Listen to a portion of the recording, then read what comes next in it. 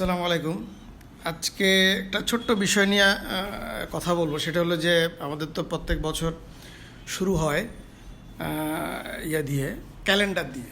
যেমন ক্যালেন্ডারটা একটা এসেনশিয়াল ব্যাপার। এটা আপনি যদি বাণিজ্যিকভাবে দেখেন বা শিক্ষার জন্য দেখেন অথবা মানে যে কোনোভাবেই দেখেন, তো এটা একটা খুব প্রয়োজনীয় জিনিস। এটার জন্য অনেকে খুব আশান্বিত করে থাকে, ভালো প্রতিষ্ঠানের যে ক্যালেন্ডার থাকবে সেটা লাগাবে। যারা খুব পায় তারা হয়তো এটা নিয়ে অত ভাবে না। তো এইটার ভিতরে মানে যেই জিনিসটা হয় সেটা হলো যে প্রত্যেক বছর ব্যাংকগুলো এই ক্যালেন্ডারের ব্যাপারে সবচেয়ে বড় মানে আগ্রহ। এর ভিতরে দেখেন, আমার তারিখ জানা দরকার, তারিখ আছে। বাংলাদেশ ব্যাংক একটা ক্যালেন্ডার করছে, বাংলা তারিখ আছে, ইংরেজি তারিখ আছে, ছুটির জিনিসগুলো আছে। আর যে আদার যেটা আছে, এই যে যেমন এই যে এখানে দেখেন ইয়ে আছে, আবার কিছু ইসলামিক মানে আল্লাহ রসুল অথবা এই বিভিন্ন জিনিসগুলো নিয়ে এটা ক্যালেন্ডার করে। এবং দেখা যায় যে আমরা যারা ইসলামিক মানসিকতা পোষণ করি তাদের ভিতরে একটা সবসময় ধারণা যায় ইসলামিক ক্যালেন্ডার আমরা মেনটেন করব। যে ইসলামিক ক্যালেন্ডার কি, যেখানে দিনের কথা থাকবে, ইসলামের কথা থাকবে, এগুলো কোনো প্রাণীর যেন না থাকে, কোনো প্রাণীর ক্যালেন্ডার যেন না থাকে। তো আমার আম্মা একজন মানে নন মেট্রিক মহিলা, উনি মেট্রিক পাস করেন নাই, ওনার বয়স এখন 72 বছর বয়স। তো আম্মা মানে আমাকে প্রায় আরও 5-7 বছর আগে উনি খুব বলে দিতেন যে এই কোরআনের আয়াত হাদিস লেখা কোনো ক্যালেন্ডার ঘরে আনবি না।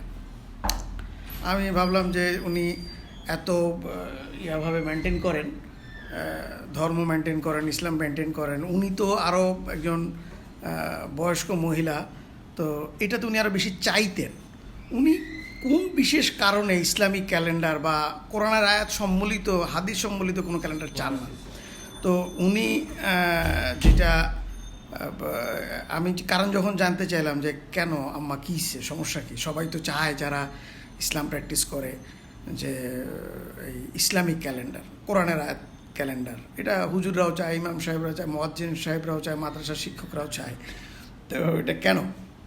বরং যারা ইসলামিক ব্যাংকিং করে তারা তো এই ক্যালেন্ডারটাকে উপজীব্য করে এবং এটাই গ্রাহকদেরকে দেওয়ার চেষ্টা করে।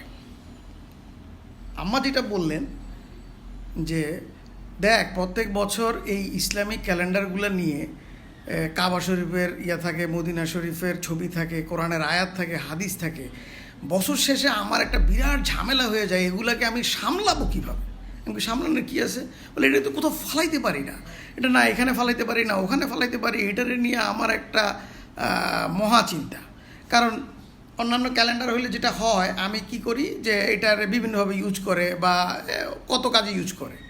এবং গ্রামের দিকে আমি দেখছি পুরনো ক্যালেন্ডার পাতিলের নিচে, তারপরে এইটা সেটা বইয়ের মলাট হিসেবে ছোটোবেলায় আমরা দেখতাম যে পুরনো বছরের ক্যালেন্ডার দিয়ে আব্বা বইয়ের মলাট করে দিতেন। উনি বললেন যে এই ইসলামিক ক্যালেন্ডার, কোরআনের আয়াত সম্বলিত ক্যালেন্ডার দিয়ে তো আমি কিছু করতে পারি না। তাই আমি বললাম যে আপনার 1-2টা ক্যালেন্ডার নিয়ে হয়তো আপনি ঝামেলায় আছেন, কিন্তু যারা লক্ষ লক্ষ ক্যালেন্ডার তৈরি করে সে কি করে? তার এখানে তো তার পায়ের নিচে থাকে, টেবিলের নিচে থাকে, তার সাইডে থাকে, সেখানে সে হেলান দেয়। তো ক্যালেন্ডার তো ক্যালেন্ডার, আপনি তো মনের থেকে এটাকে কোনো ইয়ে করতেছেন না, মনের থেকে সেটাকে সম্মানও জানাচ্ছেন না, কিছুই জানাতেছেন না। তো উনি একদম স্ট্রিক্টলি নিষেধ করে দিয়েছেন যে না, তুই এরপরে তুই ঘরের ভিতরে কোনো কোরআনের আয়াত সম্বলিত, হাদিস সম্বলিত, মসজিদ সম্বলিত কোনো ক্যালেন্ডার আনবি না, অন্য ক্যালেন্ডার আনবি, অন্য যেখানে ছবি থাকুক, এই গাছপালা থাকুক, সেটা ওনার বুঝ মতো এটা বলছে। তা আমিও তাই করতেছি। আমার ভিতরেও তখন একটা ফিলিংস কাজ করলো যে আমি যদিও আমার কোনো ক্যালেন্ডারের প্রতি আমার কোনো আগ্রহ নাই, আমি বছরে একটা ক্যালেন্ডার, বাংলাদেশ ব্যাংকের ক্যালেন্ডার একটা রাখি, আর টেবিলে একটা ইয়ার প্ল্যানার থাকে, এই আমার এখানে ইসলামিক অন ইসলামিক বলে কোনো কথা না। আমার প্রশ্ন হইল, আজকে যারা নন ইসলামিক প্রতিষ্ঠান বা ইসলাম বেস প্রতিষ্ঠান না বা ইসলামকে পুঁজি করা যেসব প্রতিষ্ঠান না, তারা তাদের মার্কেটিং প্রসেস অনুযায়ী যেভাবে করতে চায় সেভাবে করে। তা আমাদের ইসলামিক প্রতিষ্ঠানগুলো যার ব্যাকএন্ডে আমাদের আলেম সমাজ পরামর্শ দিয়ে হোক, তাদেরকে শরিয়া গাইড করে হোক, গাইড করতেছেন যে আপনারা যেন ভেরি নিয়ার টু ইসলাম, যতটুকু ইসলামের কাছাকাছি যাওয়া যায় ততটুকু আপনারা ইসলাম পালন করেন, ওইভাবে প্রতিষ্ঠানগুলো মেনটেন করেন। ভালো কথা।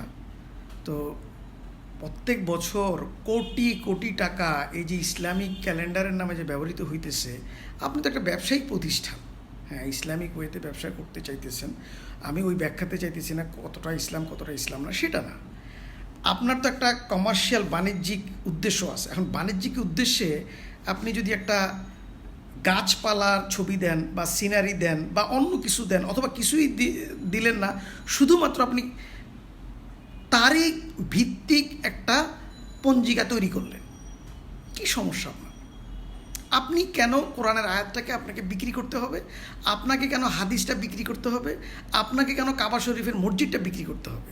আপনাকে কেন মদিনা শরীফের ছবিটা বিক্রি করতে হবে? আপনি এখানে অন্য কিছু বিক্রি করেন না। এই ছবিগুলো নিয়ে তো সাধারণ মানুষের, সাধারণ মুসলমানদের একটা আলাদা নরম জায়গা আছে, সেটাকে প্রিজার্ভ করতে পারে না, সেইটাকে মাথায় রাখবে কি কোথায় রাখবে এটা নিয়েই সে একটা দ্বিধাদ্বন্দ্বের ভুগে। এই ঝামেলার ভিতরে আপনারা কেন ফালান? আপনি কি জানেন না যে এটার ইউজটা কী হবে?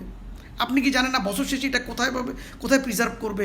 এই লক্ষ লক্ষ কোটি কোটি ক্যালেন্ডার। আপনি এই যে এখানে আমি একটা দিলাম, আমি ব্যাংকের নাম বললাম না, তাদের অর্ধেক ইসলামিক অর্ধেক ট্রেডিশনাল। তো ট্রেডিশনাল পার্টের জন্য তারা আবার ছবি সম্বলিত ক্যালেন্ডার তৈরি করছে, আর ইসলামিক পার্টের জন্য তারা বিদায় হজের বিভিন্ন পয়েন্ট নিয়ে, 6টা পয়েন্ট নিয়ে তারা ক্যালেন্ডার করছে। এখন আপনি জ্ঞানী মানুষ, আপনি গুণী মানুষ, আপনি আলেমদের সাথে জড়িত আছেন, আপনি হয়তো জানতেছেন যে এইটার কোনো ভ্যালু নাই, ক্যালেন্ডার এটা ফালায় দেন, এই দেন, ছিঁড়া ফালান, কোনো সমস্যা নাই। কিন্তু আপনি যাদেরকে দিচ্ছেন সেই সাধারণ লোকগুলা তো এটা নিয়ে ঝামেলায় পড়ে।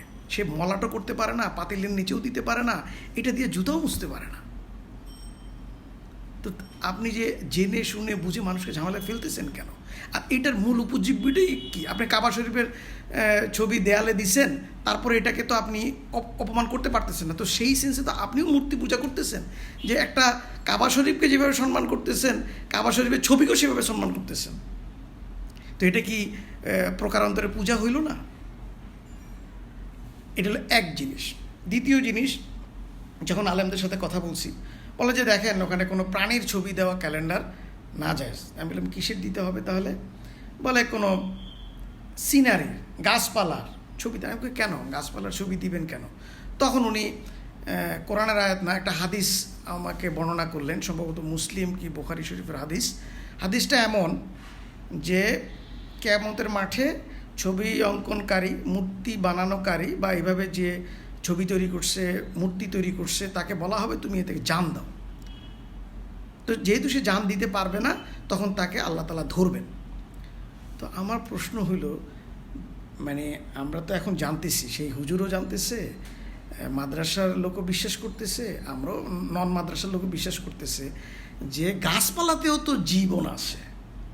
একটা বট গাছ, একটা আম গাছ, একটা নিম গাছ, একটা সিনারি, ঘাস, ফুল, সব কিছুর তো জীবন আছে। তো সেইটার জীবনও তো আল্লাহ তাআলা বলবেন যে এটা, এই যে তুমি গাছপালার ছবি আঁকলা, তো এটার জীবন দাও।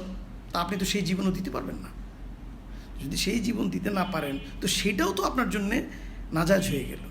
তো এই সমস্ত জিনিসগুলো আপনারাই তো তৈরি করবেন। তা আপনারা কেন এই জিনিসগুলোকে থেকে, যে সমস্ত জায়গায় আপনারা দায়িত্বশীল, সেই সমস্ত জায়গার থেকে কেন বিরত রাখতেছেন না ব্যবসায়িক সম্প্রদায়কে? তাদেরকে কেন আপনি কোরআনের আয়াত, হাদিসের আয়াত দিয়ে, হাদিসের ব্যাখ্যা দিয়ে এই ইসলামকে পুঁজি করে ব্যবসা করতেছেন বলেন? বা আপনারা কতটা গাইড করতেছেন? যেসব জায়গায় আপনারা শরিয়া বোর্ড যে সমস্ত প্রতিষ্ঠানকে গাইড করতেছেন, তারা এই ক্যালেন্ডারের ব্যাপারে আপনারা কতটা তাকে গাইড করতেছেন, আর কতটা আপনি ব্যবসায়িক কথা বলতেছেন, আর কতটাই মানে ধর্মের কথা বলতেছেন, আপনারাই ভালো জানেন। আসসালামু আলাইকুম।